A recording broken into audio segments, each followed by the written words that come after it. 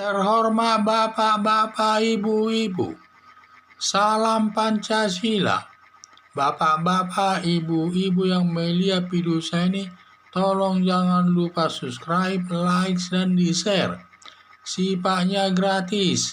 Pada hari Sabtu tanggal 4 September tahun 2021 ini, saya akan mengomentari Abu Rizal Bakri mengaku merampas uang jiwasraya sebesar lebih dari 4 triliun.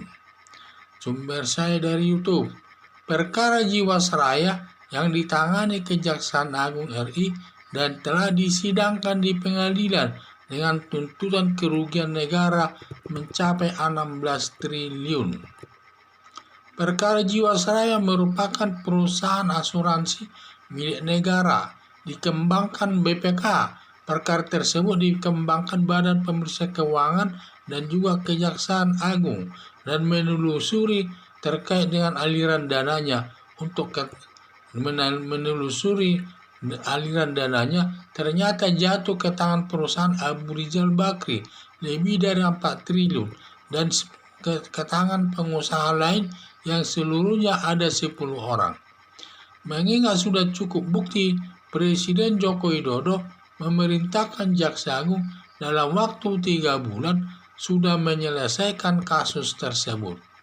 Perbuatan Abu Rizal Bakri ini merupakan perbuatan korupsi yang melanggar pasal 2 Undang-Undang Nomor 31 Tahun 1999 tentang pemberantasan tindak pidana korupsi yang ancaman hukumannya ada 3 jenis, yaitu hukuman mati, hukuman seumur hidup, hukuman badan maksimal 20 tahun. Ketiga, hukuman tersebut dapat diterapkan salah satu hukuman tersebut tergantung dari pertimbangan hakim.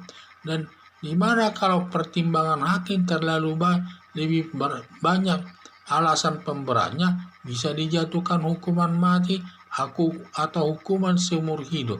Tetapi kalau pertimbangan hakim lebih banyak alasan meringankannya, maka nanti dapat dijatuhkan hukuman maksimal 20 tahun atau 10 tahun atau 5 tahun. Itulah tergantung putusan hakim dan pertimbangan hakim nanti dalam menjatuhkan hukuman tersebut. Dan hukuman tersebut hanya dapat dari 3 jenis hukuman tersebut, hanya satu yang bisa dijatuhkan hakim kepada terdakwa. Tidak boleh ada 2. Hanya salah satu saja dari 3 tersebut yang bisa dijatuhkan. Tergantung nanti pertimbangan hakim. Kalau pertimbangan hakim itu lebih banyak unsur pemberatnya, maka dijatuhkan hukuman mati atau seumur hidup.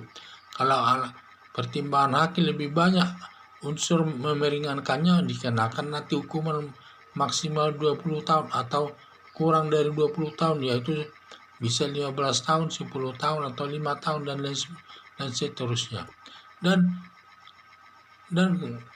perbuatan korupsi yang merugikan keuangan negara dapat dikenakan hukuman mati dengan 4 syarat yang diatur dalam pasal 2 Undang-Undang Nomor Pasal 2 Ayat 2 Undang-Undang Nomor 31 Tahun 1999 tentang pemberantasan tindak pidana korupsi, yaitu 4 syarat tersebut. 1.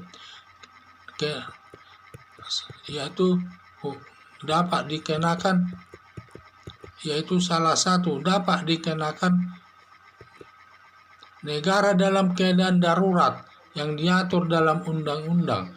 Jadi harus ada dapat menjatuhkan hukuman mati. Salah satu syaratnya negara dalam keadaan darurat yang diatur dalam undang-undang.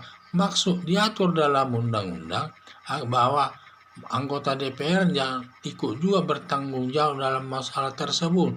Samping itu, syarat kedua adalah bencana alam. Bencana alam ini banyak jenisnya, yaitu pandemi virus corona, yaitu tanah longsor, itu tsunami, dan lain sebagainya. Salah satu syarat tersebut dipenuhi, dapat dikenakan hukuman mati. Dan juga syarat ketiga itu mengulangi perbuatan korupsi. Maksud mengulangi perbuatan korupsi yaitu seseorang melakukan perbuatan korupsi yang sudah diputus oleh hakim dan sudah mempunyai kekuatan hukum yang pasti. Setelah selesai dia menjalani hukuman tersebut dan belum lewat 5 tahun melakukan perbuatan korupsi lagi, maka dalam keadaan tersebut mengulangi perbuatan korupsi dapat dikenakan hukuman mati. Di samping itu juga ada resesi keuangan negara dan resesi ekonomi, di mana negara dalam kesulitan membayar gaji aparat negara saja kesulitan, dan juga ekonomi lesu dan lain sebagainya. Pada saat itu ada yang melakukan korupsi dapat dikenakan hukuman mati. Di samping itu, maka salah satu syarat dari 4 syarat tersebut dipenuhi, maka dapat dikenakan hukuman mati. Sekarang ini negara Indonesia dalam kondisi pandemi virus corona, di mana pandemi virus corona masuk dalam bencana alam. Maka kalau melakukan korupsi dalam kondisi bencana alam ini atau pandemi virus corona ini dapat dikenakan hukuman mati. Sekian dan terima kasih.